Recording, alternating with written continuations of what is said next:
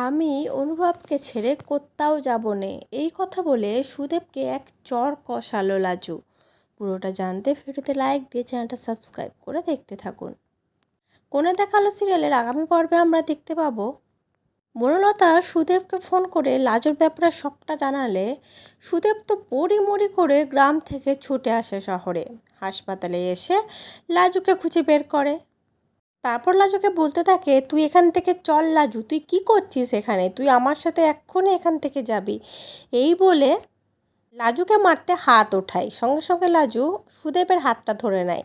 ধরে বলতে থাকে, আমি তোমাকে তখন থেকে বলছি না আমি কোথাও যাব না, আমি এখন এখানেই থাকবো। ওই লোকটা ভালো না হওয়া পর্যন্ত আমি এখান থেকে এক পাও নড়ব না। এই কথাটা তুমি তোমার মাথার মধ্যে ভালো করে ঢুকিয়ে নাও। সুদেব তো অবাক হয়ে লাজুর দিকে তাকিয়ে থাকে, কি বলবে আর ভেবে পায় না।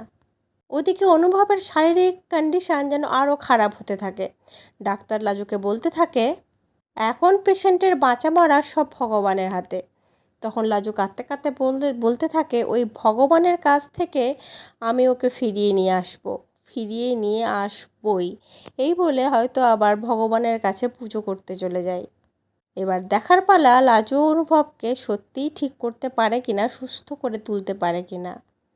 তো তোমাদের কি মনে হচ্ছে এই ব্যাপারে কমেন্ট করে জানিও। পর্বটা কেমন লাগলো সেটাও জানিও। পরবর্তী আপডেট নিয়ে তাড়াতাড়ি আসছি। ধন্যবাদ।